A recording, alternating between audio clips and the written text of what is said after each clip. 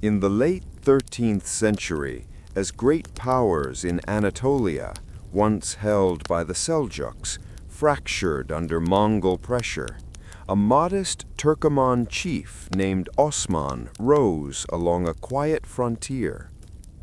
Scholars place the emergence of his small principality around 1299, a tiny beylik centered near Surt that would, over centuries, become the Ottoman state. This was not sudden thunder, but a slow gathering of people, loyalties, and frontier opportunity. Life here was practical and measured. Osman and his followers were border warriors, uch beys, who patrolled marches, traded with nearby towns, and formed alliances with other Anatolian groups.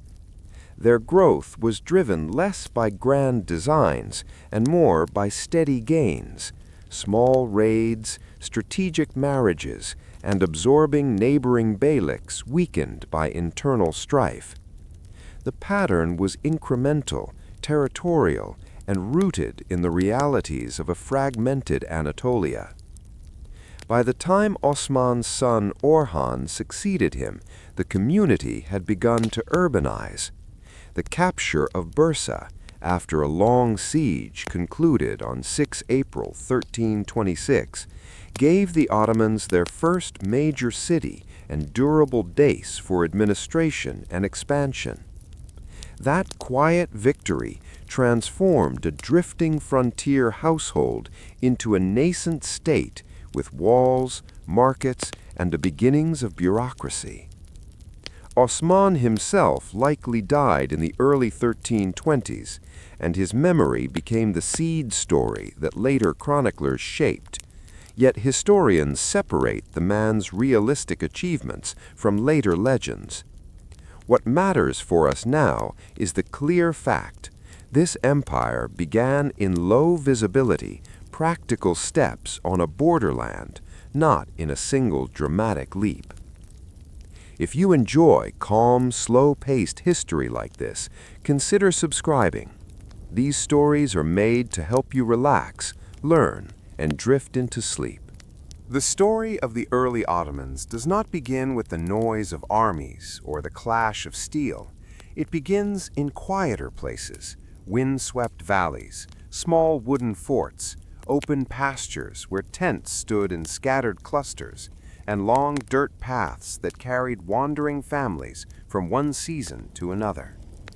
In these early years, there was no sign that this small frontier tribe would one day command an empire stretching across 3 continents.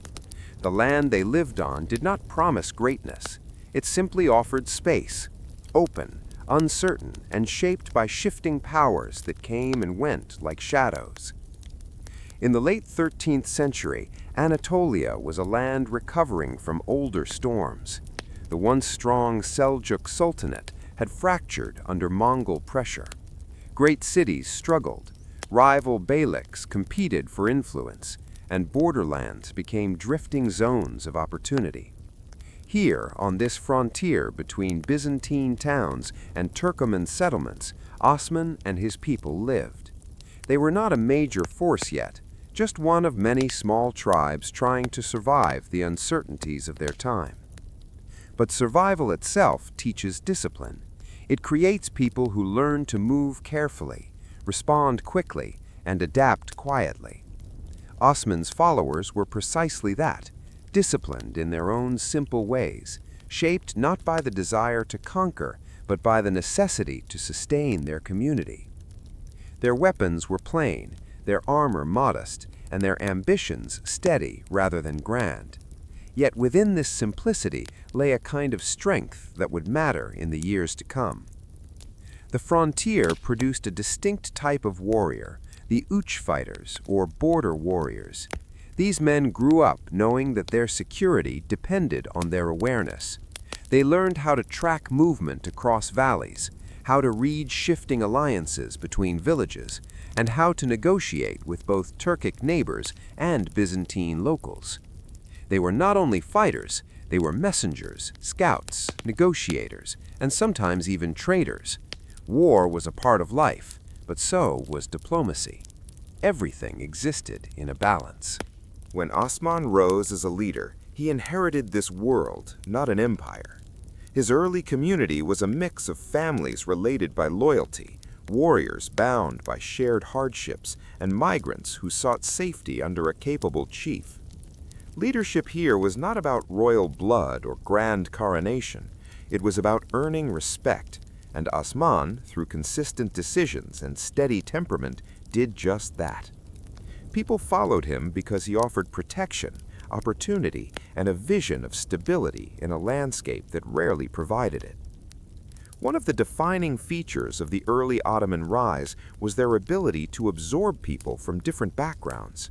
Christians who lived in nearby Byzantine towns sometimes joined them, drawn by fair treatment or frustrations with imperial taxation. Nomads from other Anatolian tribes drifted toward Osman's banner, preferring the predictable leadership he offered.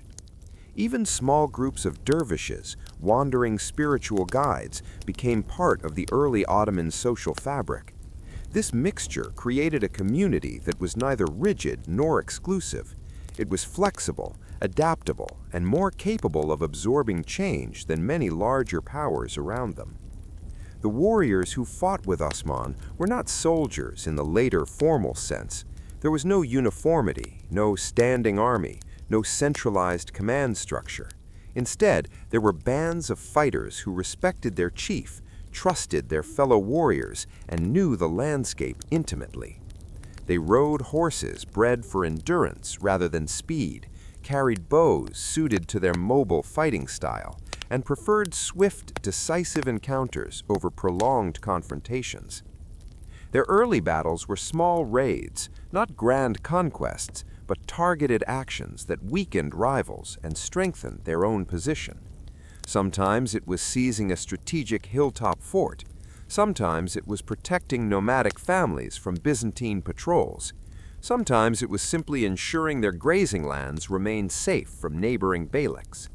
These acts may appear minor in the grand sweep of history, but each one shifted the balance a little more in their favor. One important factor in their rise was Osman's ability to build alliances.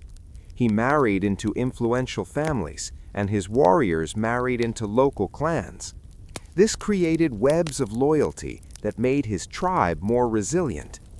Every marriage brought new allies, and every alliance expanded the reach of his community. Boundaries that once separated groups slowly softened, replaced by shared interests and intertwined futures. Another factor was the relative weakness of their neighbors. The Byzantine Empire, once the great power of the region, had been weakened by internal political struggles, economic difficulties, and external threats.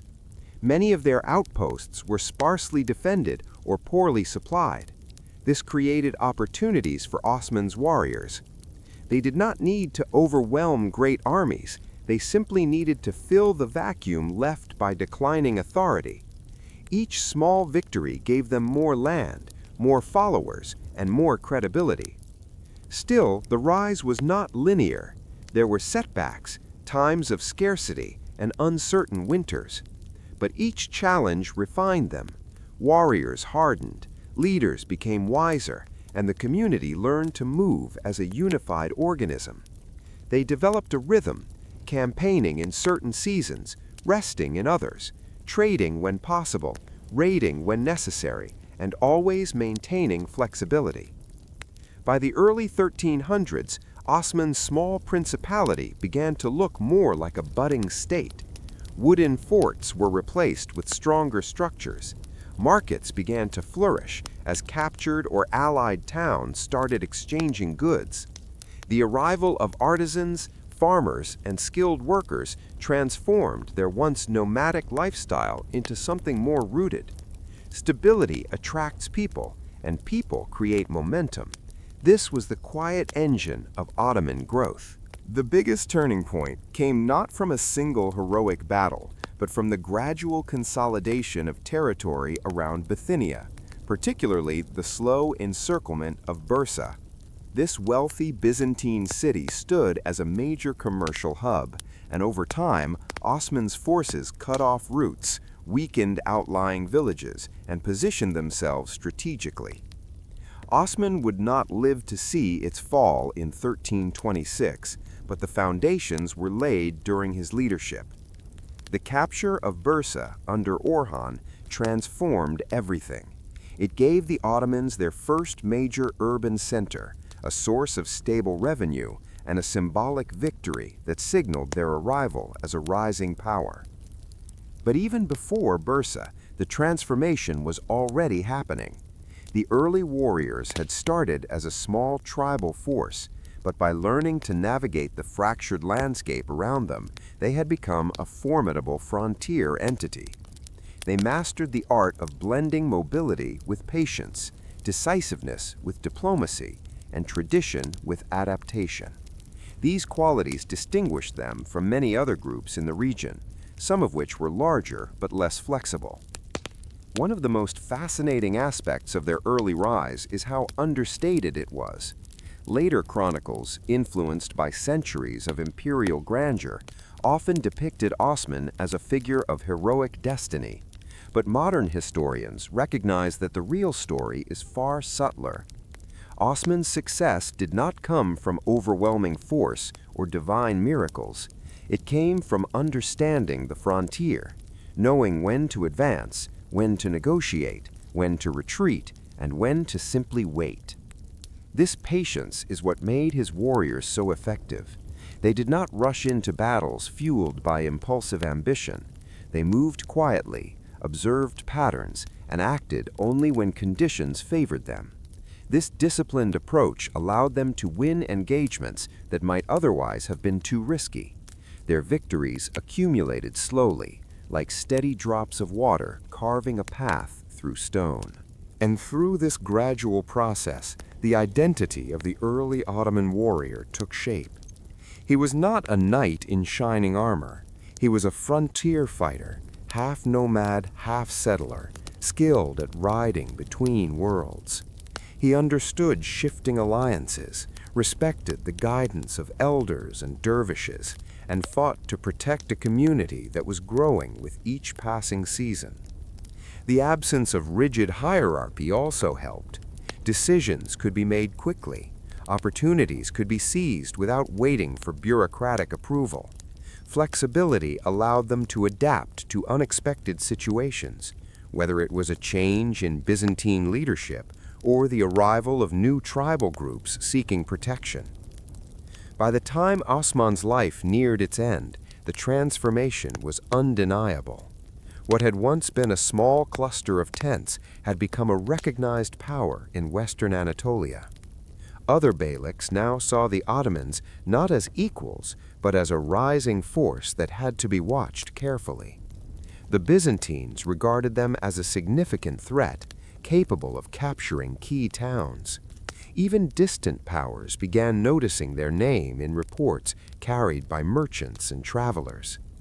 Yet for all this change, the spirit of the early warriors remained rooted in the simplicity of their origins. They continued to value loyalty, persistence, and adaptability. They continued to move with caution and strike with precision. They continued to treat alliances as tools rather than burdens. These traits would shape the future of the empire long after Osman passed away. In the years that followed, Orhan and later leaders would expand the small principality into a structured state. Armies would become formalized, cities fortified, and administrative systems strengthened. But the foundation, the quiet, patient, frontier-honed foundation, was laid by those early warriors who rode under Osman's banner. Their story is a reminder that greatness often begins without fanfare. Empires do not always emerge from dramatic battles or charismatic speeches. Sometimes they grow from the steady actions of people who do not even imagine the scale of the future they are building. The early Ottomans were such people, brave but cautious, ambitious but grounded, and always attentive to the opportunities hidden in the uncertainties of their world. Their rise was not predetermined. It was earned, quietly, steadily, and through countless small steps taken across the hills and plains of Anatolia. And in that slow rise, a new chapter of history began to form, one that would eventually reshape the map of 3 continents. The story of Bursa does not begin with its fall. It begins long before that, in the soft, rolling landscape around Mount Uluda, where the winds carried the scent of pine and cold mountain air drifted down into the valleys. For centuries, Bursa had been a vibrant Byzantine city, known for its silk, its warm springs, its trade caravans, and its strategic position linking Anatolia to the wider world. Travelers who approached it from the east could see its walls shining pale in the early daylight, a symbol of both wealth and refuge. But by the early 14th century, the world around Bursa had changed, and those changes quietly shaped the destiny of the early Ottoman tribe. During Osman's lifetime, Bursa stood as an irresistible but distant dream. It was too strong to take in a rushed attack, too rich to ignore, too symbolic to leave untouched. The Ottomans were still a frontier principality then, small, mobile, skilled, but not yet a full state. So the idea of taking a great Byzantine city seemed distant. Instead, Osman focused on the lands surrounding it. Village by village, fort by fort, hill by hill, the Ottomans slowly tightened their presence around the region. It was a long, patient, almost artful strategy, not a dramatic siege, but a quiet encirclement. The valleys around Bursa became familiar ground for the early Ottoman warriors. They rode through the orchards, camped near the warm springs, and kept watch from high ridges as caravans passed below. The people living in nearby settlements began to see Ottoman scouts traveling the same routes again and again, like migrating birds following a well-known path. Nothing dramatic happened in those years, but something subtle did. The Ottomans became a presence, first tolerated, then respected, and finally feared. Osman did not live to see the final siege, but the groundwork he laid made it inevitable. Before his death, he spoke of Bursa not as a target, but as a future center, a place where the Ottomans could finally root themselves. Until then, they had been a moving force, a frontier tribe shifting between camps and small forts. But Bursa offered something deeper, permanence. The Ottomans needed a home, and Bursa was the most suitable one in their path. When Osman passed away, leadership fell to his son, Orhan. Orhan was calm, steady, and patient, someone who observed before acting. He understood the significance of Bursa, just as his father had, and so, under his command, the Ottomans began the long siege that would become one of the most defining moments in their early history. The siege of Bursa was not an explosive event. It did not begin with thunder or a single decisive attack. It unfolded gradually, almost quietly, starting around the early 1300s. Instead of storming the walls, the Ottomans built a ring of small forts and lookout points around the city. One by one, they captured or convinced nearby villages to align with them. Over time, they controlled the farmlands that fed the city, and then the mountain passes, and then the supply roads. It was a slow tightening, like a long breath being held across an entire region.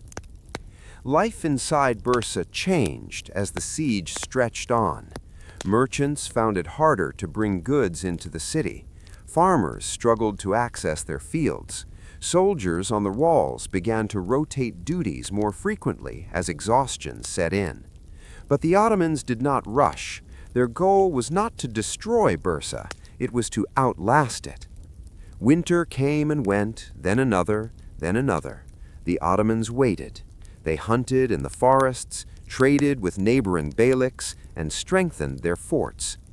This patience frustrated Byzantine officials, who were used to enemies seeking quick victories. But this was not a typical medieval siege. It was a quiet, enduring pressure. During this time, the Ottomans' identity began to transform. They were no longer just a band of frontier warriors. They were becoming something more, administrators in the making. The forts around Bursa needed leaders. Supply lines needed organization. Diplomacy with neighboring tribes required focus. The long, drawn-out siege forced the Ottomans to practice the skills of governance, perhaps the first time they did so on a meaningful scale. Outside Bursa's walls, Ottoman tents and shelters formed temporary settlements. Families joined the warriors, artisans followed the army, traders began to move goods through Ottoman-controlled routes. Life grew around the siege, slowly turning military outposts into small communities. Some of these outposts later evolved into towns themselves. It was a transformation happening almost accidentally, the byproduct of waiting. Inside Bursa, morale weakened. Some residents fled. Others pleaded with local Byzantine leaders for more support. But the Byzantine Empire itself was struggling with internal disputes and lacked the resources to send a large relief force. Time, in this case, favored the Ottomans. The very structure of the Byzantine state was shifting in ways that made the defense of a distant Anatolian city far more difficult. Orhan understood this. He did not waste his warriors' lives with reckless assaults. Instead, he let time erode Bursa's defenses. This approach reflected the calm, measured style that defined early Ottoman expansion, an approach inherited from Osman's frontier wisdom. The final stage of the siege began when the city, exhausted by years of isolation, began seeking negotiation. Local leaders reached out quietly, testing the Ottomans' intentions. Orhan responded not with threats, but with assurances. If Bursa surrendered peacefully, he promised the people fair treatment. Suffering had already worn them down. Harsh demands would have fueled resistance.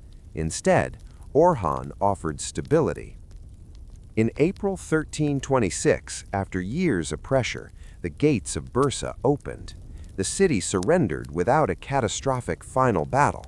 There was no dramatic storming of walls or violent overthrow. It was, in many ways, in the spirit of early Ottoman strategy, patient, deliberate, and grounded in practicality. When Ottoman warriors entered Bursa, they did so not as destroyers, but as inheritors. The city was respected. Residents were allowed to live peacefully. Property was protected. Church lands were not looted. This attitude was crucial. It created trust. It demonstrated that Ottoman rule, unlike rule by some other frontier powers, was structured and stable. For many residents, the transition was not a disaster. It was simply a new chapter. Orhan made a decision that would shape the next 2 centuries of Ottoman development. He declared Bursa the first major capital of the Ottoman state.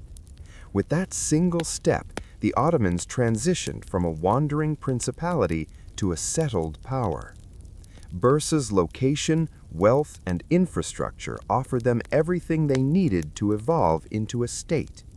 The transformation was immediate but gentle. Ottoman leaders established a mint in Bursa, issuing coins under Orhan's name, a powerful symbol of sovereignty. Courts and administrative offices were set up. Markets expanded, drawing traders from across Anatolia and beyond. Artisans found patronage. For the first time, the Ottomans had access to the resources of an urban center. And in this city, the early seeds of Ottoman architecture began to appear. Orhan sponsored the construction of mosques, baths, and public buildings, not as statements of grandeur, but as necessary institutions that provided structure and identity. The famous Orhan Gazi Mosque, modest compared to later Ottoman masterpieces, reflected the shift, a frontier tribe becoming a settled society. Beyond the physical structures, the psychological shift mattered even more. For years, the Ottomans had lived with the uncertainty of the frontier. Now they had a base, a home. Bursa symbolized belonging. It was a place where families could settle, where warriors could rest, and where the future could be imagined with clarity rather than vagueness. This sense of stability helped the Ottomans plan beyond the next season, the next campaign, the next winter. It allowed them to think in terms of generations. With Bursa secured, the Ottomans gained something else: credibility. Other beyliks, which once saw them as just another small frontier group, now regarded them as a rising state. Byzantine officials recognized that the loss of Bursa marked a new phase in Anatolia's political landscape. Even powers farther away began to take notice, as reports of the quiet but steady Ottoman rise spread along trade routes. The conquest of Bursa also reshaped the Ottoman military system. With access to stable revenue, Orhan could support a more organized fighting force. This laid the groundwork for the later development of the Yahya infantry and the early administrative system that would become increasingly sophisticated in the decades ahead. What started as a simple frontier raid culture now began to evolve into a proto-state military structure. But even with these changes, the Ottomans retained the spirit of their beginnings. They did not rush into reckless expansion. Instead, they consolidated. They learned from Bursa, its markets, its political culture, its urban rhythms. The city became not only a capital, but also a teacher. It taught them how to manage diversity, how to administer wealth, and how to govern a population larger than their tribal base. For the people of Bursa, the shift brought adjustments, but it also brought new stability. Markets recovered. Roads became safer as Ottoman patrols ensured order. The city's silk industry revived under new administration. The warm springs continued to draw travelers, now under an Ottoman banner. Over time, Bursa became a symbol of Ottoman identity, a place where the early state matured, where leaders were buried, where traditions were strengthened. When Orhan died, he requested burial in Bursa, near the tomb of his father, Osman. This act reinforced the city's status as the emotional heart of the early empire. The tombs of Osman and Orhan would later become sites of reverence, not only for Ottomans, but for generations who saw Bursa as the birthplace of a world-changing power. In hindsight, the conquest of Bursa appears almost inevitable, but at the time it was the product of countless small decisions, quiet strategies, and years of patient waiting. It was a victory built not on force alone, but on understanding the land, the people, and the shifting currents of power.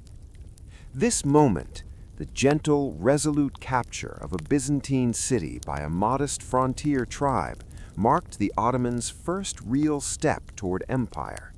It was the moment they transitioned from movement to foundation, from tribe to state, from possibility to reality. And yet, in the quiet way the city fell, one can still feel the essence of early Ottoman character: calm, steady, pragmatic, and deeply patient. In the centuries that followed, the empire would expand far beyond the valleys of Bursa. It would grow into a power that reshaped regions, influenced cultures, and became one of the longest-lasting empires in human history. But all of that begins here, with a city surrendered in the soft light of an Anatolian spring, with gates opened not through destruction, but through endurance, and with a people finally finding a home worthy of their future. Constantinople's fall is usually told with the noise of cannons, the shouts of armies, and the clash of empires. But beneath all of that, there is a quieter story, one shaped by patience, long preparation, and the steady mind of a young ruler who saw what many before him could only imagine. Long before 1453, long before Mehmed II stood before the great Theodosian walls, the fate of the ancient Byzantine capital had been drifting slowly toward a final turning point. And it was in that gentle drift, not only in the battle itself, that the foundations of this moment were created. To understand Mehmed's calm but inevitable advance, we must begin decades earlier, when the Byzantine Empire was already a shadow of its former power. Constantinople, once the shining capital of the Eastern Roman Empire, had been weakened by wars, internal disputes, shrinking lands, and dwindling wealth. By the early 15th century, the empire's territory had been reduced to little more than the city itself and a few scattered holdings. Its population had fallen from hundreds of thousands to perhaps 50,000. Many districts of the city stood half empty, with crumbling houses and abandoned markets overtaken by silence. Yet Constantinople still held a powerful symbolic value. Its great walls, built more than 1,000 years earlier, still stood tall and impressive. Its churches held treasures of faith. Its scholars preserved ancient texts. Its name alone carried centuries of prestige. Even in decline, it was a jewel, and that symbolic weight mattered deeply to Mehmed. When Mehmed II first became sultan at the age of 12, he was too young for the responsibility. After 2 years, he stepped down in favor of his father, Murad II, who returned to power. But during those years, Mehmed observed, learned, and grew more determined. He read histories of Roman emperors, studied past attempts to capture Constantinople, and developed a personal fascination with the idea of completing a dream that had eluded Muslim rulers for centuries. When his father died and he returned to the throne in 1451 at the age of 19, Mehmed came back with a clear purpose. His mind was calm, focused, and shaped by the long preparation of youth. The fall of Constantinople was not an impulsive ambition. It was the center of his vision for the future Ottoman Empire. The first sign of this destiny did not come through war, but through construction. Mehmed ordered the building of a massive fortress on the European side of the Bosporus, Rumeli Hisari. It stood directly across from the earlier Anadolu Hisari on the Asian side, creating a chokehold over the strait. No ship could pass without Ottoman permission. This was not an act of aggression, but a quiet announcement. Mehmed was preparing the map itself, reshaping the geography so that Constantinople would slowly become isolated. The Byzantines protested, but they lacked the power to stop the construction. Rumeli Hisari rose stone by stone, tower by tower, overlooking the water with silent authority. By the time it was completed in 1452, in only 4 months, the fate of Constantinople had already shifted. The city was now cut off from the Black Sea, unable to receive grain or reinforcements from its northern allies. The Ottoman noose tightened softly, without a single cannon shot. Mehmed also began building a new kind of artillery. He invited master engineers, including the Hungarian cannon maker Urban, to create weapons capable of breaking even the mighty Theodosian walls. Urban's great cannon, later known as the Basilica, was not only huge in size, but symbolic in purpose. It represented Mehmed's intention to combine tradition with innovation, patience with precision. As preparations continued, the people of Constantinople watched anxiously. Emperor Constantine XI, the last Byzantine emperor, tried to strengthen the city's defenses. Volunteers repaired sections of the walls, merchants gathered supplies, and every able-bodied man trained for the possibility of a final defense. But the city lacked soldiers, money, and time. They knew Mehmed was coming, but they did not know when. Spring arrived in 1453. Trees around the Bosporus began to bloom, and the air softened with the promise of warmer days. Meanwhile, an enormous Ottoman army began moving toward Constantinople. Estimates vary, but modern scholars generally suggest somewhere between 60,000 and 80,000 troops, not the mythical hundreds of thousands sometimes imagined, but still large enough to surround the city with certainty. And yet, Mehmed did not rush. His march was methodical, quiet, almost ceremonial. Villagers along the way watched a young sultan who seemed unusually composed for a man planning one of the most ambitious sieges in medieval history. Mehmed carried with him a sense of inevitability, as if he was fulfilling a story already written. When the Ottoman army set up camp outside Constantinople in early April 1453, the city watched from its walls. Some felt dread, others felt resignation. A few clung to hope that Western Christian powers would arrive with a rescue fleet. But deep down, many knew that the final chapter of the Byzantine world was approaching. The siege began, but like all significant Ottoman moments, its beginning was quieter than expected. Ottoman engineers dug trenches, soldiers built wooden platforms for cannons, supply lines were established.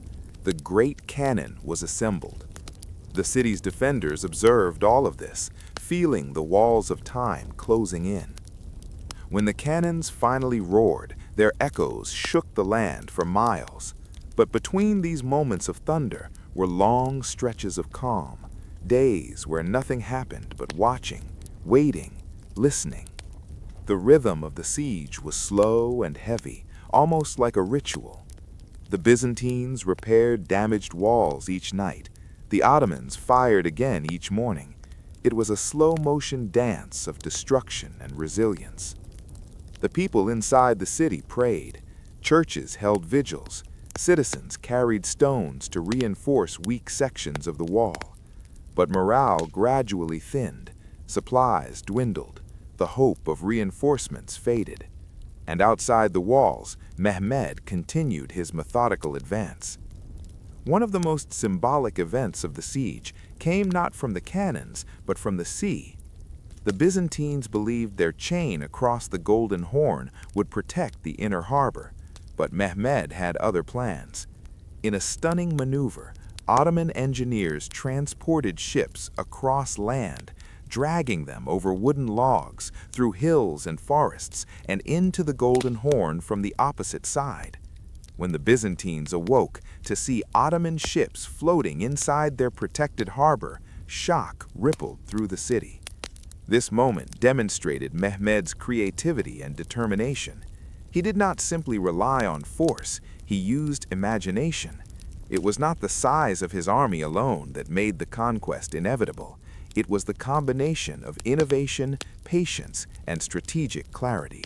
As days turned into weeks, Mehmed observed the siege with unwavering focus. He met nightly with his commanders, discussed weaknesses in the walls, studied reports from scouts, and adjusted tactics with a calm that surprised even his closest advisors. For him, this was not a battle of anger or revenge. It was the fulfillment of a long dream, carried with steady discipline. Inside Constantinople, Emperor Constantine XI faced the reality of an empire nearing its final dawn. He continued to lead with courage, encouraging his people, manning the walls, and preparing for the city's last stand. Many accounts describe him walking the ramparts at night, his cloak drifting in the sea breeze, speaking softly with soldiers who had no illusions left. It was a calm before an irreversible end. By late May, Mehmed realized that the city was weak enough for a final push, but even here, he did not act impulsively. He planned the assault carefully, ensuring every division of his army knew its role. Ottoman drums sounded through the night of May 28th, not to intimidate, but to prepare the troops psychologically. Fires lit across the camps created a horizon of flickering orange, as if the world itself was holding its breath. On the morning of May 29th, 1453, the final attack began. It was fierce, but the outcome had been shaped long before that morning. Constantinople's defenders fought bravely, but they were vastly outnumbered and exhausted. After hours of struggle, Ottoman forces breached a weakened section of the walls. Panic spread. Emperor Constantine XI is believed to have fought until the end, before disappearing into the chaos, the last Byzantine emperor vanishing into history. When Ottoman soldiers entered the city, Mehmed did not rush ahead with them. Instead, he waited until order was restored. Only then did he enter Constantinople, calmly, steadily, with a sense of respect. He went straight to the Hagia Sophia, the grand cathedral that had stood for nearly 1,000 years. Entering its vast interior, filled with light filtering through high windows, Mehmed paused. He did not speak loudly. He simply placed some earth on his turban in a gesture of humility, acknowledging the victory not as personal glory, but as the turning of an era. He ordered that the city be protected. He stopped unnecessary destruction. He issued instructions to restore order quickly.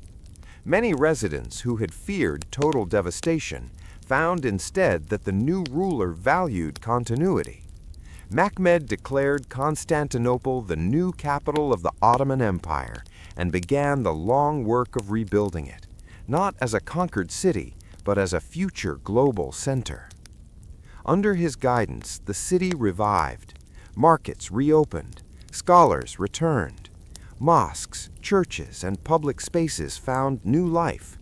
Mehmed's rule transformed Constantinople into Istanbul, not through force alone, but through vision. The fall of Constantinople was not just the end of an ancient empire. It was the beginning of a new chapter for the Ottoman world, one rooted in Mehmed's calm, deliberate approach. His victory was not shaped by rage or haste. It was shaped by discipline, preparation, and a deep understanding of history's flow. In the gentle silence that followed the chaos of conquest, a young sultan walked through the streets of a city that had stood for more than a millennium. He walked not as a destroyer, but as a builder stepping into the future he had long imagined. Suleiman's age does not begin with war, even though history often remembers his victories. Instead, it begins with a sense of quiet confidence spreading across an empire that had grown from rugged frontier roots into a vast, orderly world stretching across 3 continents. By the time Suleiman ascended the throne in 1520, the Ottomans were no longer a rising power. They were an established force, respected from the deserts of Arabia to the markets of Venice. But under Suleiman, the empire entered something deeper, a season of harmony, stability, and refinement that later generations would call its golden age. Suleiman was only 26 when he inherited the throne upon the death of his father, Selim I. He was young, well-read, calm in temperament, and more introspective than many rulers of his time. He had grown up studying law, history, poetry, and governance as much as military strategy. His tutors described him as patient, thoughtful, and remarkably composed, qualities that would shape the era he was about to guide. The empire Suleiman inherited was large and complex. From the Balkans to Egypt, from Baghdad to the Black Sea, millions of people lived under Ottoman administration. They spoke different languages, practiced different religions, followed different customs. Creating unity among them required more than armies. It required order, fairness, and vision. And this is where Suleiman excelled. In the first years of his reign, he surrounded himself with skilled advisors, many of whom had risen through the empire's merit-based system. Chief among them was Ibrahim Pasha, his childhood friend, who became Grand Vizier. Their partnership shaped the early tone of Suleiman's rule, calm, strategic, and deeply administrative. They believed that the strength of an empire did not simply lie in its borders, but in the stability of its inner life. The capital, Constantinople, now Istanbul, reflected this stability. It was a bustling city filled with traders, scholars, religious leaders, artisans, and travelers from distant lands. Under Suleiman, the city became more orderly, more beautiful, and more sophisticated. New fountains appeared, markets were expanded, schools were founded, and public services were organized with remarkable care. The Ottoman Navy protected trade routes, allowing merchants to move goods with confidence. Peace across the heart of the empire allowed ideas to flow alongside commerce. One of Suleiman's most defining qualities was his deep respect for justice. For this, he earned the title Kanuni, the lawgiver. But his focus was not on harsh punishment or strict enforcement. Instead, he wanted clarity. The laws across the empire were vast and sometimes confusing, shaped by centuries of precedent. Suleiman worked patiently to harmonize them. He gathered scholars, judges, and legal experts to create a more coherent system that protected the rights of subjects, clarified taxation, and ensured that justice could be administered fairly from city to village. His law reforms did not erase tradition. Instead, they organized it. They created predictability in a world where unpredictability often caused unrest. Farmers knew what taxes to expect. Merchants knew what rights they had. Judges knew the boundaries of their authority. Peace does not only come from the absence of war, it comes from the presence of order, and that was Suleiman's gift. Beyond law, the Golden Age was shaped by culture. Suleiman himself was a poet, writing under the pen name Muhibi, meaning the loving one. His verses reflected a calm heart and a reflective mind, filled with observations about faith, friendship, and the passage of time. The empire's poets, calligraphers, architects, musicians, and scholars found generous patronage under him. It was during his reign that Ottoman culture flourished into a character both elegant and durable. Architecture especially became a symbol of the empire's peaceful strength. At the center of this transformation stood Mimar Sinan, the greatest architect in Ottoman history. Sinan, who began as a military engineer, eventually rose to master architect and left behind a legacy that still shapes Istanbul's skyline. Under Suleiman, Sinan designed mosques, bridges, aqueducts, schools, and public buildings. Each structure combined function with beauty, clarity with grace. They were not built only for grandeur, but for community, places where people gathered, prayed, learned, and connected. Perhaps the most iconic of Sinan's creations under Suleiman's patronage is the Suleymaniye Mosque, completed in 1557. It stands on a hill overlooking the Golden Horn, serene and balanced, reflecting the calm dignity of Suleiman's reign. Its courtyards are quiet and spacious. Its interior, filled with gentle light, gives a sense of peace that feels almost timeless. To walk through it is to feel the essence of this golden age: dignity without arrogance, strength without noise, beauty without excess. The empire's prosperity during this era was not accidental. It came from a careful management of resources, trade, and diplomacy. Ottoman caravans traveled across the Middle East and North Africa, carrying spices, textiles, metals, and countless other goods. Ports along the Mediterranean bustled with activity. Istanbul became a major center for international trade, linking Europe and Asia. The state collected taxes efficiently but fairly, ensuring revenue without causing suffering. Suleiman also valued the diverse religious communities within his empire. Christians, Jews, and Muslims lived under the millet system, which allowed each community to follow its own internal laws and traditions under the protection of the state. This system reduced conflict and created harmony in an empire defined by diversity.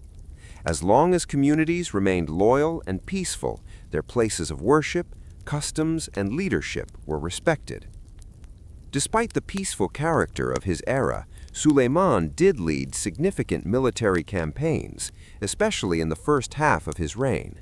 But what often goes unnoticed is the quiet way these campaigns supported stability. His victories in Hungary, Rhodes, and the Arabian world secured vulnerable borders and ensured long-term peace in core regions. His conflict with the Safavid Empire in Persia, though intense at times, eventually created a clearer boundary that reduced constant skirmishes. But the heart of the Golden Age was not in the battlefield. It was in the quiet flow of life that peace made possible. In cities across the empire, markets thrived. Coffee houses appeared, becoming places where people gathered not only to drink, but to discuss news, poetry, and ideas.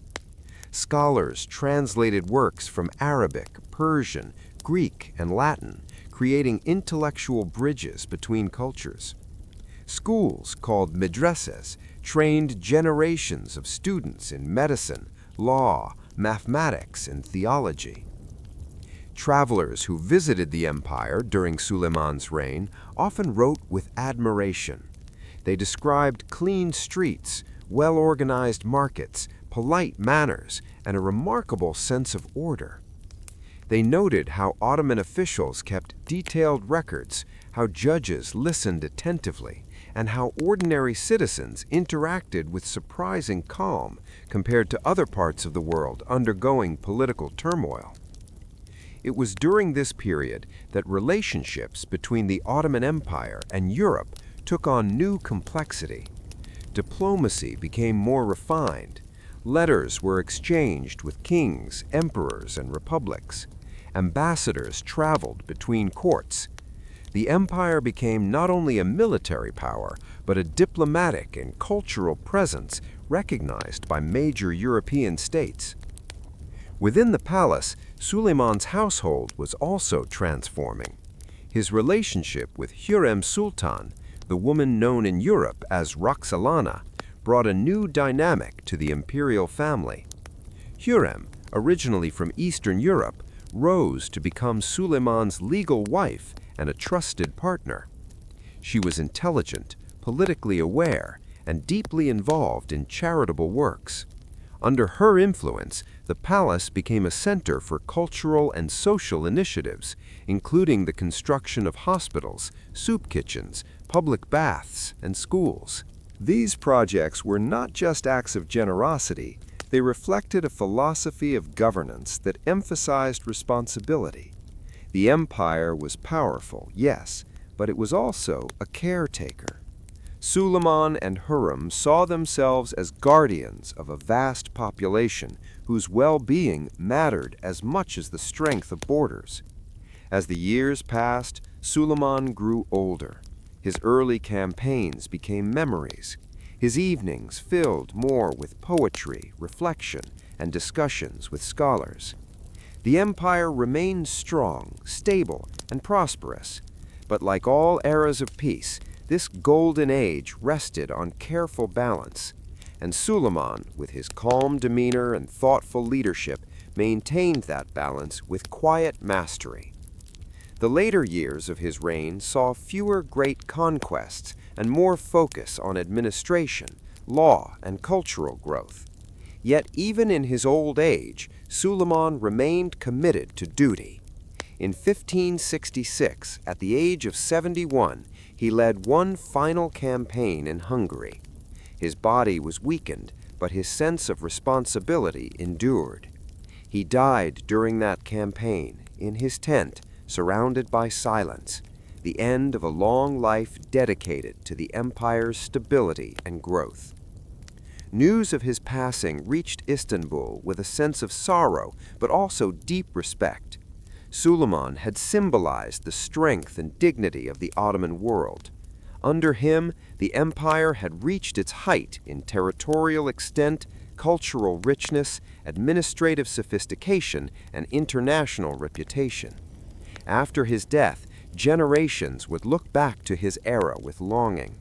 The term Golden Age did not appear in his lifetime. It was given later by historians and by collective memory, But it fits, for in Suleiman's reign, the empire reached a harmony that blended strength with serenity, power with justice, law with poetry. If one were to walk through Istanbul at sunset during this period, past the markets closing their stalls, past the call to prayer echoing softly from mosques, past the ferryboats drifting across the Bosporus, one would feel a sense of calm confidence, a sense that the world, vast and complex as it was, had found for a moment its balance.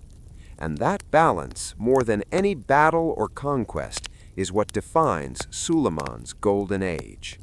The world of the Ottoman Empire during its peak was not defined only by sultans, battles, or palaces. It was defined by connections, the slow, steady movement of people, goods, ideas, and stories across thousands of miles.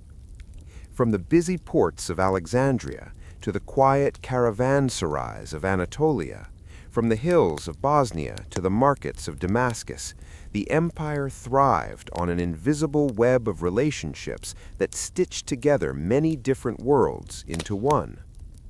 To understand Ottoman daily life, we have to imagine not a single city or culture, but a wide landscape connected by paths worn smooth by centuries of travel. The Ottomans ruled lands inherited from earlier civilizations: Greek, Roman, Arab, Persian, Turkic, Balkan. And within this inherited geography, they created a network that encouraged movement rather than isolation. It often began with the roads. Long before railways and engines, these roads stretched across the empire like arteries. Some were ancient Roman routes, built with stone foundations that still survived. Others were dirt paths carved by merchants and shepherds. Along these routes, caravans moved slowly, carrying silk, spices, leather, metalware, carpets, books, salt, olive oil, and countless other goods. Caravan bells jingled softly as camels padded across the ground, and merchants walked beside them, wrapped in cloaks against the morning chill. To support this constant movement, the Ottomans built caravanserais, roadside inns spaced roughly a day's journey apart. These structures were strong, with thick stone walls, large courtyards, stables, and simple rooms. At night, travelers gathered inside, sharing stories and food.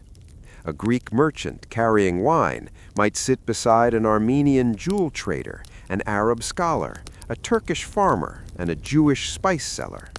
Their languages differed, but their destination, the next city, the next market, gave them a common purpose. Each caravanserai was a little world, a pause in the flow of travel, where people from different lives met briefly before moving on again. Beyond the roads, the empire was supported by waterways. The Mediterranean and the Black Sea served as vast highways. Ottoman ships carried grain from Egypt to Istanbul, timber from the Balkans to shipyards, and textiles from Anatolia to far-off European ports. The Bosporus, narrow and shimmering, became one of the most important channels in world commerce. Boats traveling from the Black Sea passed between the rising domes of Istanbul and continued onward to the wider Mediterranean. In Istanbul, the heart of the empire, daily life reflected this constant connection. The city was alive with movement, sailors unloading goods, fishermen selling their catch, merchants opening their shops, scholars discussing ideas in madrasas, and children weaving through crowds in narrow alleys. The smell of fresh bread, roasted chestnuts, spices, and sea breeze mixed in the air. The Grand Bazaar, one of the oldest and largest covered markets in the world, pulsed like a living heart. Its vaulted corridors echoed with soft negotiation. Shopkeepers arranged silk on wooden shelves, displayed jewelry under the sunlit domes, and stacked carpets in colorful towers. A traveler could wander through the bazaar for hours, hearing a blend of Turkish, Greek, Arabic, Persian, and Italian, each voice adding to the harmony of the place. Yet the beauty of Ottoman life was not limited to its largest cities. Smaller towns across the empire carried their own rhythms. In Bursa, looms clicked steadily as loom workers crafted fabrics that had been famous since Byzantine times. In Aleppo, caravans arriving from Persia brought luxury goods that traders exported to Europe. In Sarajevo, artisans hammered copper into elegant shapes. In Cairo, markets overflowed with spices, fruit, and lively conversation. Every city contributed something unique, and together they formed a mosaic of communities linked by Ottoman administration and shared trade.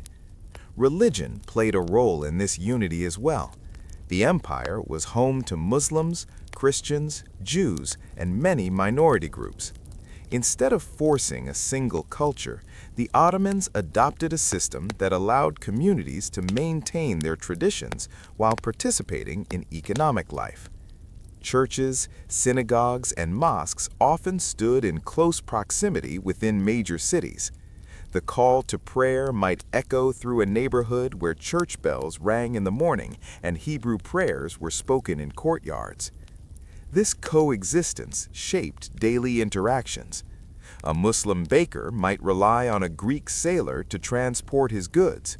A Jewish tailor might sew garments for an Armenian merchant. A Christian fisherman might sell his catch to a Turkish innkeeper. These connections did not remove all tensions, but they created a web of cooperation that kept cities functioning smoothly. Food also reflected the diversity of this world. Markets offered olives from the Aegean, figs from Anatolia, dates from Arabia, cheese from the Balkans, and fish from the Black Sea. Kitchens blended flavors from many regions. Stews simmered slowly over coal stoves. Coffee houses, introduced to Istanbul in the 16th century, became centers of conversation. People gathered to drink dark, strong coffee, play games, read poetry, and share stories. Coffee houses were more than social spaces, they were cultural engines. Gossip, news of distant lands, political ideas, and tales of adventures all circulated within their smoky interiors. Some officials viewed them with suspicion, fearing they could spread unrest, but most citizens loved them because they created a peaceful place where voices could mingle. Education also played a quiet but vital role in Ottoman life. Madrasas, or religious colleges, taught law, philosophy, language, and science. Students studied texts inherited from centuries of scholarship, Arabic works of philosophy, Persian poetry, Greek writings preserved through Byzantine hands.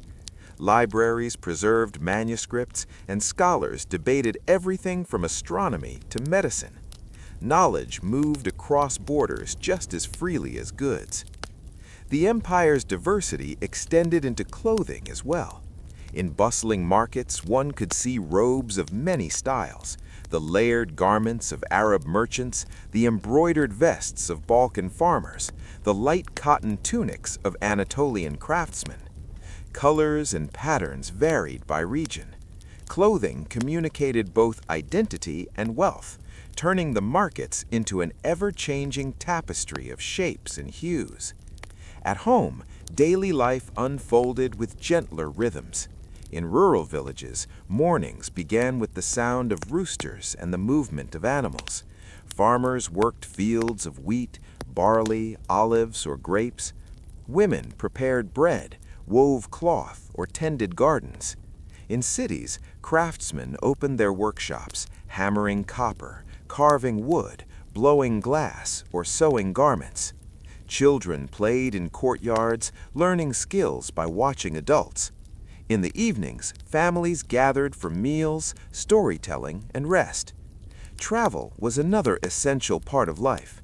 Pilgrims crossed the empire on their way to Mecca, often traveling in large groups accompanied by Ottoman guards for protection. These journeys were long and challenging, but they also connected people from different backgrounds.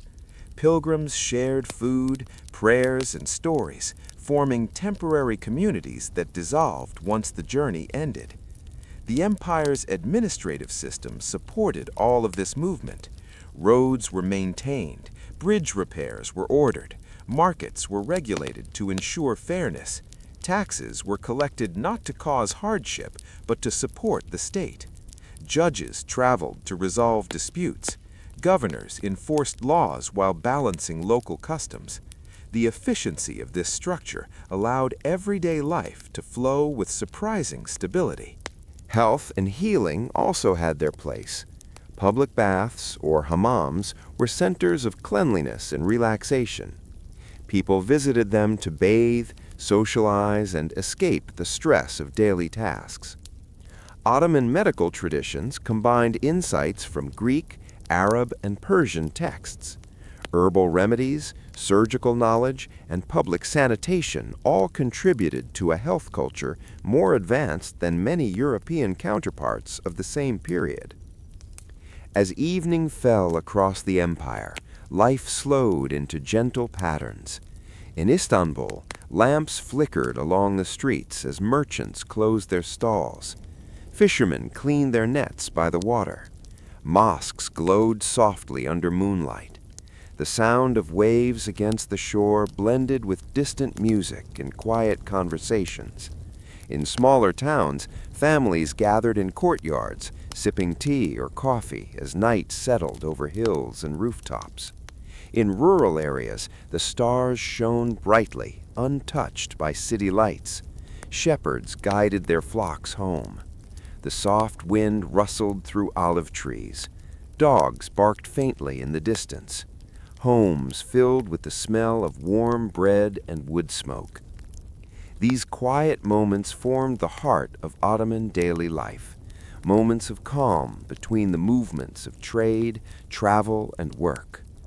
What made the Ottoman world truly connected was not merely the infrastructure of roads and ports. It was the constant interaction of people who learned to coexist, cooperate, and depend on one another. Across the empire, differences became sources of richness rather than division. A Greek merchant selling silk to a Turkish nobleman, a Jewish doctor treating a Christian family, an Arab scholar teaching mathematics to students of many backgrounds. These everyday encounters were the true strength of the empire. This web of interactions created stability that lasted for centuries. Even when political tensions rose or wars threatened borders, daily life within the empire's core remained surprisingly peaceful. The roads stayed open, the markets stayed active, and the conversations in coffee houses continued. The empire's identity was built not only on conquest, but on the ordinary rhythms that connected millions of people over vast distances. In its golden centuries, the Ottoman Empire was not simply a political force, it was a cultural and economic network that facilitated one of the most diverse and interconnected societies of its time. Its seas hummed with activity, its trade routes linked continents, its daily life blended countless traditions into a harmonious flow. Imagine standing on a hillside overlooking a caravan crossing an Anatolian plain. The sun is setting. The camels move slowly, their silhouettes long against the ground. Bells ring softly. Merchants walk quietly. The path stretches forward into the shadows of evening, a reminder that movement never truly stops. In that moment, you can feel the essence of the Ottoman world, a world connected not by force, but by the gentle, enduring currents of daily life. The decline of the Ottoman Empire is often remembered as a rapid fall, a sudden collapse after centuries of strength. But the real story is slower, softer, and far more human. It begins not with dramatic defeats or catastrophic decisions, but with subtle changes that unfolded quietly after the 1600s. These changes were like long shadows stretching across the empire, slowly altering the rhythm of daily life, the stability of institutions, and the confidence of a world that had once seemed unshakable. In the early 17th century, the empire still appeared strong. Its lands stretched from Budapest to Baghdad, from Cairo to the coasts of Algeria. Istanbul remained a vibrant city, filled with merchants, scholars, musicians, craftsmen, and officials. The great mosques and public works of earlier centuries stood proudly. Caravans still crossed the roads, and ships still moved through the Bosporus. To the average citizen, life felt familiar. But beneath the calm surface, small cracks were forming. One of the earliest changes came from within the palace itself. The succession system, once stable, became unpredictable. Earlier sultans were raised as governors in distant provinces, learning administration, discipline, and responsibility before taking the throne. But by the 1600s, princes were kept in the palace under heavy supervision, protected but also isolated. Instead of governing, they spent their youth in the cafes, a quiet, gilded confinement meant to ensure safety. This produced future rulers who often lacked governing experience. They knew court etiquette, but not the realities of provincial life. Some were thoughtful, others indifferent, but few were prepared for the vast responsibilities they inherited. The calm confidence of earlier rulers was replaced by uncertainty. At the same time, the Janissaries, once the backbone of the Ottoman military, began to change. In earlier centuries, they were elite infantry trained from childhood, disciplined and loyal. But after the 1600s, the recruitment practices shifted. Instead of being selected through the devshirme system, many Janissaries began to inherit their positions or even purchase them. Their discipline weakened. Some took outside jobs as merchants, shopkeepers, or craftsmen, while still keeping their military titles.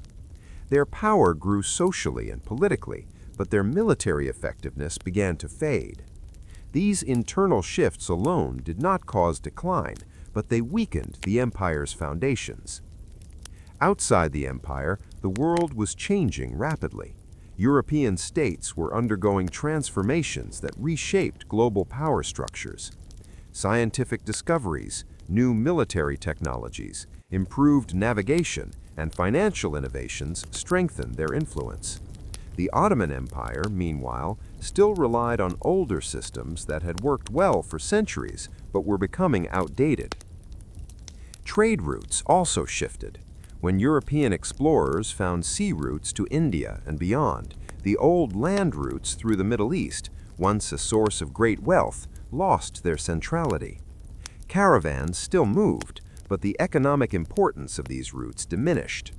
Ports that had once thrived felt the slowdown first. Markets adjusted, but the change was unmistakable. Even agriculture felt these shifts. Climatic changes during the Little Ice Age caused harder winters and unpredictable harvests. Some regions suffered famines, prices rose, rural families struggled. Discontent spread quietly, carried from village to village by travelers and merchants. By the mid-17th century, administrative challenges deepened. The empire was vast, and communication over long distances took time.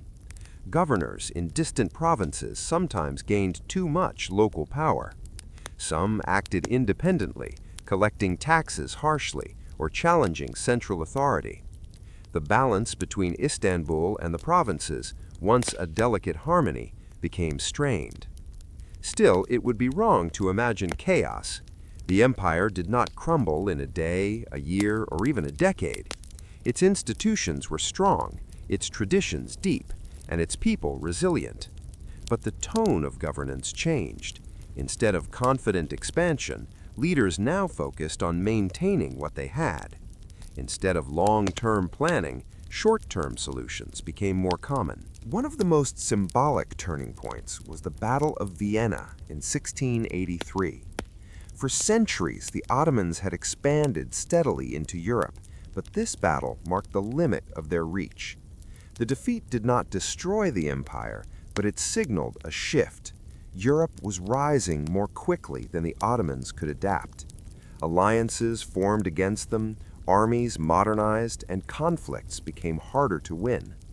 After Vienna, the empire faced a series of military setbacks. Territories were lost slowly, first parts of Hungary, then lands along the Danube, and later regions in the Balkans. Each loss weakened revenue, morale, and political stability.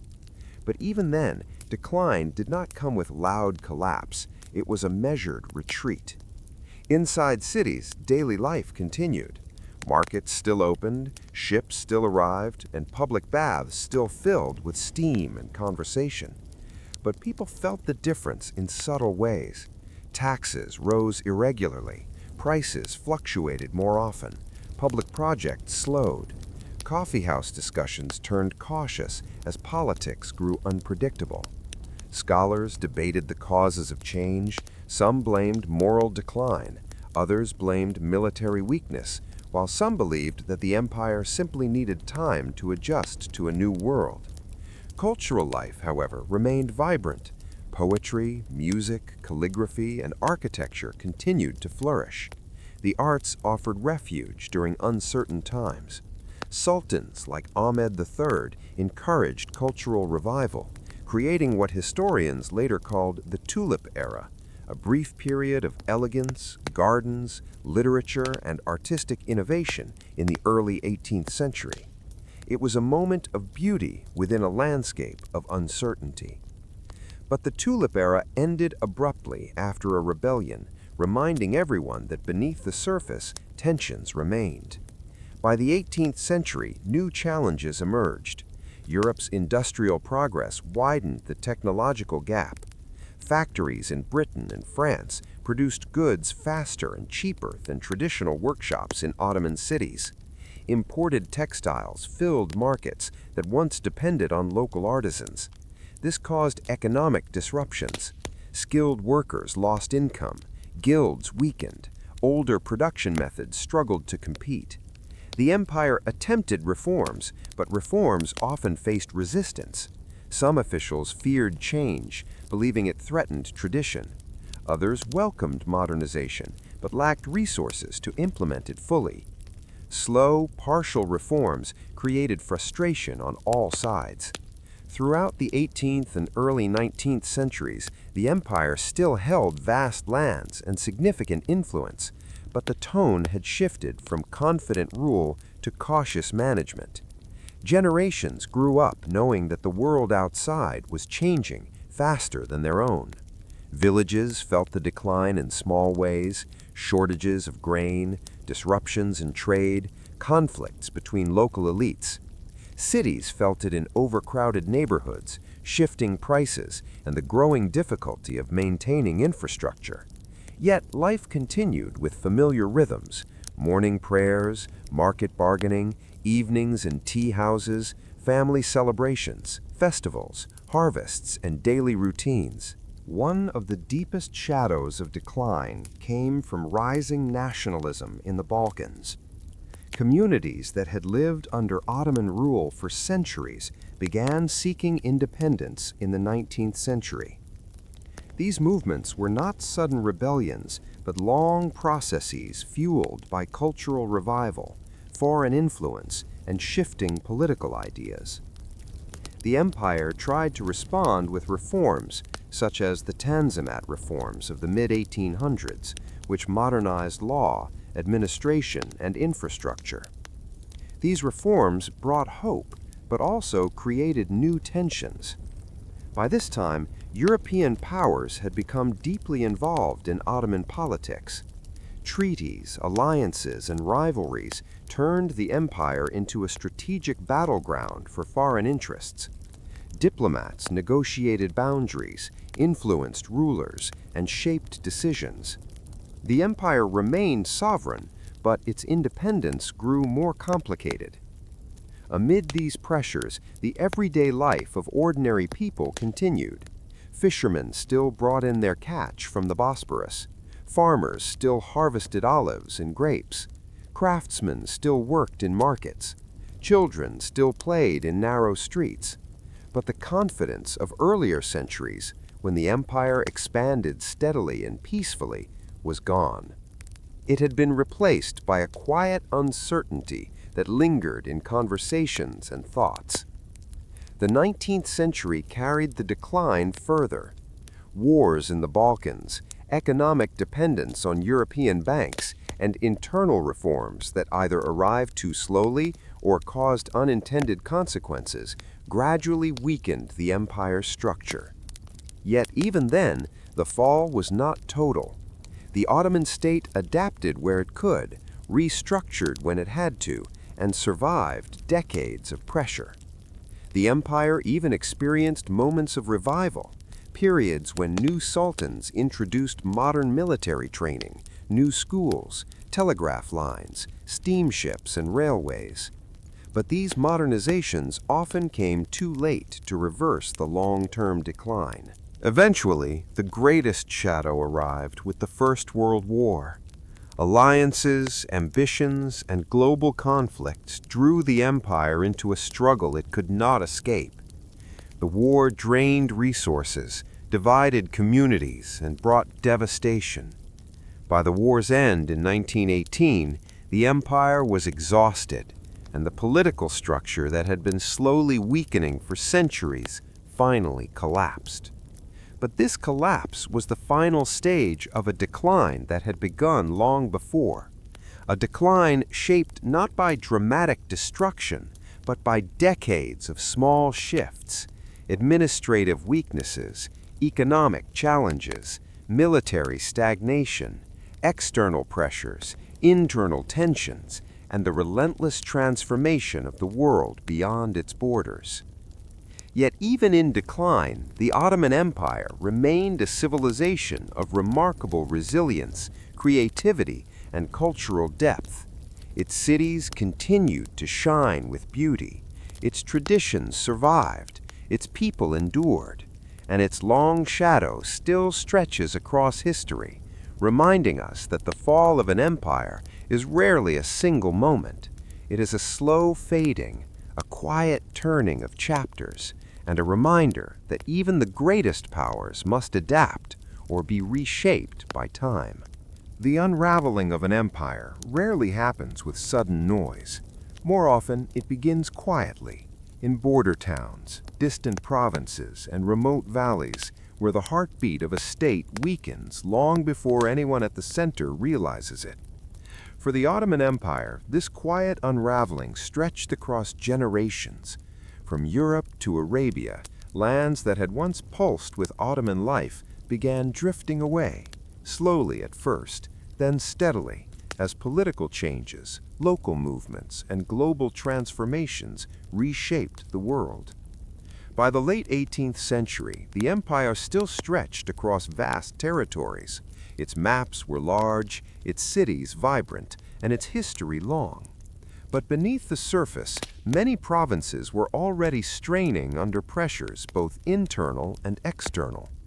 The decline was not a collapse, it was a sequence of gentle detachments, like threads loosening one by one from a once strong fabric. Let us begin in the Balkans, where the quiet unraveling first became visible. For centuries, the Balkan provinces had been an inseparable part of the Ottoman world. Cities like Sarajevo, Sofia, Thessaloniki, and Belgrade were integrated into the rhythms of Ottoman administration, trade, and culture. But by the early 19th century, new ideas began to move through Europe, ideas of nationalism, independence, and self-determination. These ideas flowed into the Balkans through merchants, sailors, teachers, and travelers who crossed European borders with news and stories of changing times.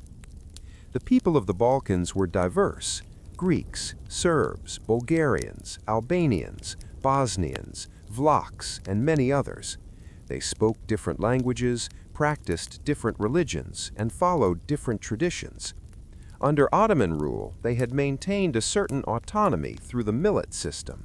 But over time, as the empire grew weaker, local leaders began imagining futures not tied to Istanbul. One of the first major signs was the Serbian uprising in the early 1800s. It did not begin as a grand revolution, but as local resistance to abuses of power.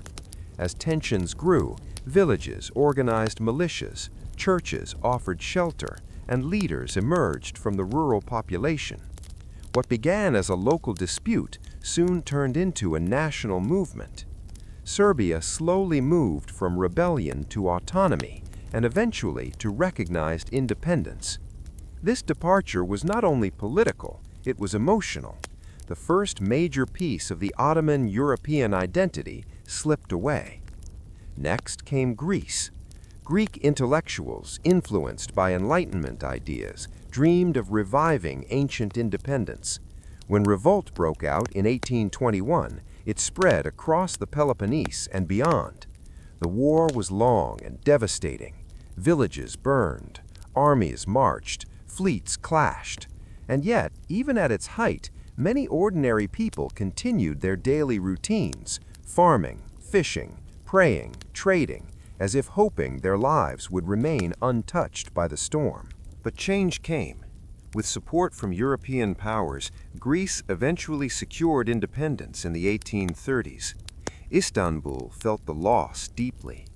Greece was not just a province, it was a symbolic land, tied to centuries of shared history, culture, and memory. Its departure marked a shift. The empire was no longer the unquestioned power of southeastern Europe. As the 19th century continued, the Ottoman grip on the Balkans loosened further.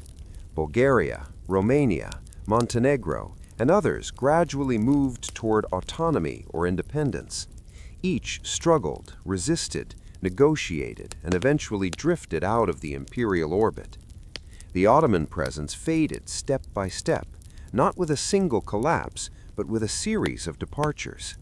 While Europe drifted away, changes were also unfolding in the Arab provinces, slower, quieter, but equally significant. The Arabian Peninsula had long been home to tribes, towns, and spiritual centers that held deep importance for the Muslim world. Mecca and Medina, sacred cities, were administered with care and respect. But politics in Arabia were complex. Tribal alliances shifted often, influenced by geography, local leadership, and religious movements. One of the most important developments was the rise of the Wahhabi movement in Central Arabia during the 18th century. Led by Muhammad ibn Abd al-Wahhab and supported by the House of Saud, this movement sought religious reform and challenged Ottoman-aligned local leaders. The struggle between Ottoman forces and the Saudi state would stretch across decades, marking the beginning of a long shift in Arabian politics. Though the Ottomans regained control at times, the region eventually moved toward independence in the early 20th century. Arabia's gradual separation reflected not a sudden fall, but the empire's weakened ability to project power into distant deserts. Farther west, in North Africa, the empire's presence was also changing. Provinces like Algeria, Tunisia, and Libya had their own internal dynamics. Local rulers, called beys and deys, exercised considerable autonomy. For centuries, the Ottomans maintained influence, but by the 19th century, European expansion began reshaping the region. France invaded Algeria in 1830. Local resistance lasted for years, but the province gradually slipped away. Tunisia and Egypt experienced their own transformations, each influenced by European military and financial intervention. Though Egypt remained technically under Ottoman sovereignty, the rule of Muhammad Ali and later British influence made the connection to Istanbul increasingly symbolic rather than practical. The loss of these provinces was not always violent. Often it came through treaties, debts, foreign occupation, or internal autonomy movements. The unraveling was gradual, a quiet retreat rather than a dramatic defeat. In the eastern provinces, similar patterns emerged. Iraq, Syria, Palestine, and Lebanon experienced waves of reform, local revolts, and growing involvement from European powers. The Ottoman state attempted modernization through the Tanzimat reforms, building new schools, reorganizing the army, and introducing modernized law codes. These reforms brought improvements, but also exposed the empire to international debts and political pressure. In many regions, daily life continued peacefully, despite the political shifts. Farmers still harvested crops along the banks of the Tigris and Euphrates. Caravan routes carried goods between Damascus and Baghdad. Pilgrims visited holy sites. Cities bustled with activity. The unraveling was not visible in daily routines. It was visible in the soft erosion of authority, the slow weakening of governance, and the increasing influence of external powers. The empire's leaders in Istanbul sensed the changes and tried to respond. They launched modernizing projects, built telegraph lines, introduced railways, and reorganized the military. In some places, these reforms brought temporary revival, but in others, local grievances deepened. Some communities feared losing traditional privileges. Others resented new taxes or conscription. The 19th century was an age of nationalism across the world. Nations from Italy to Germany were forming. Empires were weakening. New ideologies were spreading. The Ottoman Empire, with its multi-ethnic, multi-religious population, struggled to contain these forces. Local identities strengthened. People began imagining political futures without imperial oversight. Even as decline spread, the empire showed remarkable resilience. It survived wars, rebellions, losses, and financial crises. It adapted where it could and endured where it could not. Provinces were lost, but the core continued. Istanbul remained a beautiful, complex, culturally rich capital. The empire persisted, reshaping itself with each passing decade. Everything changed, however, when the First World War erupted in 1914. The distant political tensions between European powers suddenly became a global conflict. The Ottoman leadership, seeking to strengthen the state and recover lost prestige, entered the war as an ally of Germany. The decision would reshape the final chapters of the empire. Battles spread across the Middle East, the Caucasus, and the Gallipoli Peninsula. The war drained resources, disrupted trade, and placed tremendous pressure on already fragile provinces. In Arab regions, resentment toward Istanbul's rule intensified. During the war, the Arab revolt, supported by the British, gained momentum. Cities like Damascus, Aqaba, and Medina became stages for shifting alliances and new political visions. When the war ended in 1918, the Ottoman Empire was exhausted. European powers divided many of its remaining provinces into mandates. The long unraveling, which had begun in the Balkans generations earlier, now reached its conclusion. By 1920, most Arab lands had slipped away. By 1922, the Sultanate itself was abolished. Yet even in this final separation, the loss felt gradual. Each province had drifted away with its own story, its own struggle, its own path. No single event could explain the unraveling. It was a long, quiet process, shaped by politics, economics, nationalism, foreign influence, internal reform, and the unstoppable tide of modern change. What remained was the Republic of Turkey, born from the ashes of the empire, but forged with new ideals. The provinces once tied together under the Ottoman banner now became nations with their own identities. Greece, Serbia, Bulgaria, Romania, Egypt, Libya, Iraq, Syria, Lebanon, Jordan, Saudi Arabia, and more. Their histories continued, informed but not defined solely by their Ottoman past.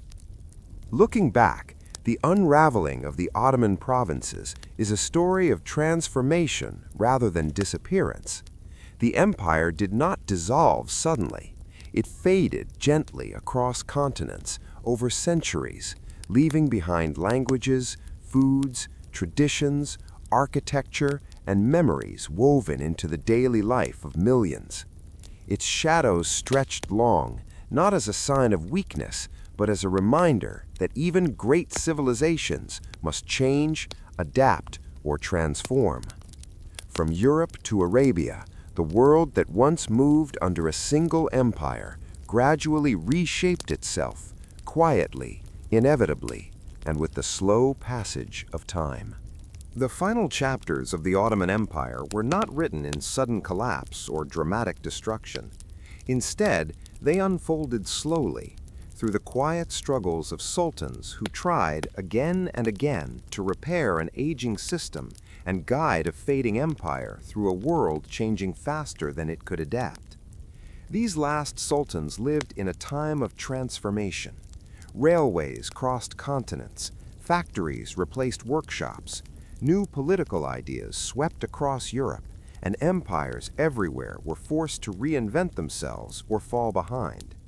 For the Ottomans, the question was not whether change was needed, it was how much change the state could endure without losing the soul it had carried for centuries.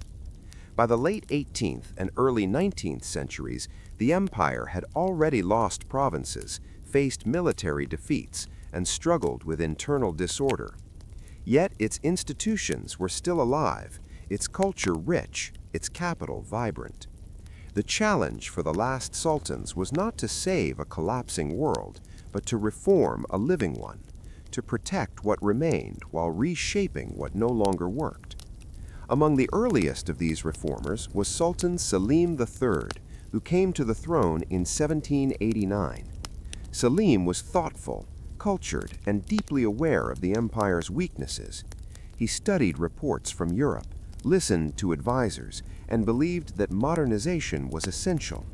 His most ambitious project was the creation of the Nizam-i-Jadid, the New Order Army, a modern military force trained in the style of European armies.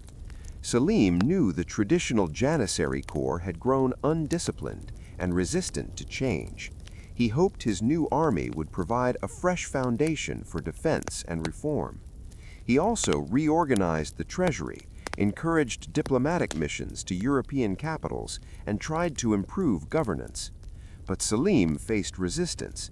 Many elites saw reform as a threat to tradition and privilege. The Janissaries, in particular, felt their status endangered. In 1807, they revolted. Selim was deposed and later killed, his reforms cut short. His dream did not die, however. It simply waited for a new leader. That leader emerged in the form of Sultan Mahmud II, who ascended the throne in 1808. Mahmud was determined, patient, and far more resolute than his predecessors. He watched the empire struggle with provincial revolts, foreign pressures, and internal inefficiencies, and he knew that meaningful reform required both courage and careful timing. For years, Mahmud prepared quietly, studying weaknesses, building alliances, and slowly reducing the power of groups that stood in the way of progress. His most decisive act came in 1826 in an event known as the Auspicious Incident. Mahmud abolished the Janissary Corps after they rebelled once again. Cannons were fired, barracks burned, and the once powerful military institution was dismantled forever. It was a painful moment, but Mahmud believed it was necessary for the empire's survival. With the Janissaries gone, Mahmud moved swiftly. He created a new army, organized along modern European lines. He encouraged the introduction of uniforms, drills, and modern weapons. Beyond the military, he introduced reforms in administration, law, and education. European-style ministries were formed, census records were modernized, the postal system improved. The empire began to adopt modern clothing standards, moving gradually toward a more Western appearance. Mahmud II also initiated efforts to weaken the autonomy of powerful provincial leaders. Some resisted, others submitted. Slowly, the central government regained control over territories that had slipped into semi-independence. Yet even with these successes, challenges remained. The empire still faced economic difficulties, nationalist movements in the Balkans, and foreign interference. When Mahmud II died in 1839, he left behind a state transformed, but still fragile. His death marked the beginning of a new phase, one defined by the most ambitious reform movement in Ottoman history, the Tanzimat era. Mahmud's son, Sultan Abdul-Majid I, was only 16 when he inherited the throne, but he embraced reform with energy and optimism. In 1839, the famous Gulhane Edict was proclaimed, a document that promised equality, fairness, and legal protections for all subjects, regardless of religion. The Tanzimat reforms aimed to modernize the empire, politically, economically, and socially. New schools were established. Legal codes inspired by French law were introduced. Infrastructure projects multiplied, roads, bridges, telegraph lines, and eventually railways. Provincial administration was reorganized. Newspapers began publishing. Embassies strengthened ties with European powers. The empire's identity shifted from a traditional Islamic state toward a more centralized, bureaucratic, and modern political system. Yet reform brought its own challenges. Some Ottoman Muslims feared that too much Western influence would weaken their culture. Non-Muslim communities welcomed new rights, but hoped for even greater autonomy. Bureaucrats struggled with the complexities of modern governance, and all the while, European powers closely watched, ready to intervene whenever the empire faltered. Abdul-Majid's brother, Sultan Abdulaziz, continued these reforms. He supported railway construction, sent naval officers to study in Europe, and encouraged modern education. But the cost of modernization was high. Foreign loans increased, debt accumulated. The empire became economically dependent on European banks. Grand projects that symbolized progress also drained the treasury. In the 1870s, financial strain deepened. Famine struck parts of the empire. Prices rose. Tensions between ethnic groups grew. Intellectuals debated new political ideas. And in 1876, under immense pressure, Abdulaziz was deposed. In the same year, a new figure emerged, Sultan Abdul Hamid II, one of the most complex rulers in Ottoman history. He ascended during a crisis, with the empire facing wars in the Balkans, bankruptcy, and political divisions. At first, Abdul Hamid II embraced constitutionalism, supporting the introduction of the Kanun-i Esasi, the first Ottoman constitution. A parliament was formed, elections were held. For a moment, it seemed the empire would step into a new era of political participation. But the empire's fragile condition and ongoing wars convinced Abdul Hamid that constitutional rule was too unstable. In 1878, he suspended the parliament and constitution, assuming centralized control. His reign then shifted into an era of cautious, tightly managed governance. Yet despite his authoritarian style, Abdul Hamid II was also a reformer. He expanded railways, built schools, modernized the army, promoted telegraph networks, and attempted to strengthen Islamic unity through the idea of pan-Islamism, a belief that Muslims across the world could rally under the Ottoman Caliph. He saw this as a counterweight to European nationalism. Under his watch, the Hijaz Railway was built, connecting Damascus to Medina, aiding pilgrims and strengthening Ottoman presence in Arabia. Schools teaching modern science grew in number. New hospitals opened. Istanbul witnessed architectural and cultural development. Daily life for many citizens improved. But challenges persisted. Nationalist movements in the Balkans intensified. Armenians sought greater protection and autonomy. Arab provinces pushed for reform. European powers interfered increasingly in Ottoman affairs. Abdul Hamid's strict control over political life created both stability and resentment. By the early 20th century, a new movement emerged among Ottoman intellectuals and military officers, the Young Turks. Influenced by Western political ideas, they demanded the restoration of the constitution and a return to parliamentary government. In 1908, their movement succeeded. The constitution was reinstated. Abdul Hamid II was removed the following year and replaced by his brother, Mehmed V. Mehmed V's reign was quieter, overshadowed by the increasing influence of the Committee of Union and Progress, the UNC, the political group behind the Young Turks. They pushed for rapid modernization, centralization, and national unity. Some reforms were effective, others caused friction. Tensions with ethnic minorities grew, international pressure increased. The Balkan Wars of 1912 to 1913 dealt a devastating blow, stripping the empire of nearly all its remaining European territories. Still, life persisted. Markets bustled, ships arrived, families celebrated traditions, and cities continued their routines.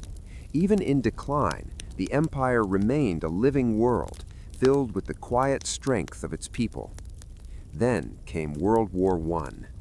Mehmed V, though gentle and elderly, declared the empire's entry into the war under the guidance of the UNC leadership. The hope was to regain strength and territory. Instead, the war brought hardship.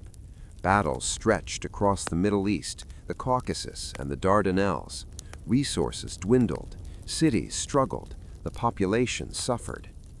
Mehmed V died in 1918, just as the war was ending. His brother, Mehmed VI, became the last sultan of the Ottoman Empire. By then, defeat was certain. Allied forces occupied Istanbul.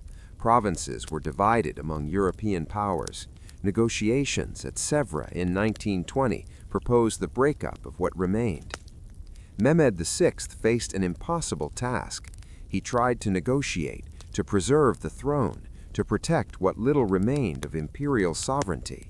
But nationalist forces led by Mustafa Kemal Atatürk rejected the treaty and launched a resistance movement from Anatolia, determined to build a new Turkish state independent of foreign control and free from the old imperial system. By 1922, the Turkish War of Independence succeeded. The Sultanate was abolished. Mehmed VI left Istanbul aboard a British ship, not as a ruler, but as a man quietly stepping away from a 600-year legacy. He departed without violence, without ceremony, without the grandeur of past sultans. His exit was calm, almost silent, marking the gentle final breath of the Ottoman monarchy. The empire that the last sultans tried so hard to reform faded, not through sudden destruction, but through prolonged transformation. Each sultan left footprints in the sand. Selim III's dreams of modernization, Mahmud II's fierce reforms, Abdelmejid's Tanzimat optimism, Abdul Hamid II's cautious revival, Mehmed V's quiet dignity, and Mehmed VI's helpless farewell. Their efforts did not save the empire, but they softened its fall. They allowed it to evolve, adapt, and survive long enough for a new nation to rise from its ashes. And behind them, in the quiet spaces of history, remain their stories. Stories of men who tried to carry the weight of centuries on their shoulders while standing in a world spinning toward a new age. The Ottoman story reads less like a sudden fall than like a long, deliberate closing, a gentle sunset after centuries of daylight. The end began in the aftermath of the First World War, when the empire signed an armistice with the Allies that effectively ended its wartime role on 30 October 1918. That armistice left the Ottoman heartland exposed to occupation and carved the political map into pieces. In response, a new political center rose in the Anatolian interior. Mustafa Kemal and other nationalists gathered representatives to form the Grand National Assembly in Ankara on 23 April 1920, a body that would claim legitimate sovereignty for the Turkish nation. Between 1919 and 1922, the Turkish War of Independence unfolded quietly but fiercely. a mixture of military campaigns, negotiated truces, and intense diplomacy. The nationalists refused to accept the harsh terms pushed by some Allied plans for partition, and they gradually expelled occupying forces from key regions. These campaigns did not always make dramatic headlines. Often they were long, patient operations that reshaped control over towns, railways, and ports. Legally and symbolically, the decisive moment came when the Grand National Assembly voted to abolish the Ottoman Sultanate on November 1, 1922. This act ended the 6-century-old institution of sultanic rule and resolved the awkward duality of power between Ankara and occupied Istanbul. The last Ottoman Sultan, Mehmed VI, left the capital soon after. He departed Istanbul aboard a British warship on 17 November 1922, marking the dynasty's exile and the practical end of imperial governance. Diplomacy then translated battlefield gains into international recognition. The Treaty of Lausanne, signed on 24 July 1923, replaced earlier punitive treaties and established the borders of the modern Turkish state, the legal seal on the new order. 2 months later, on 29 October 1923, Mustafa Kemal proclaimed the Republic of Turkey in Ankara, formally inaugurating a republican government and a definitive constitutional break with imperial institutions.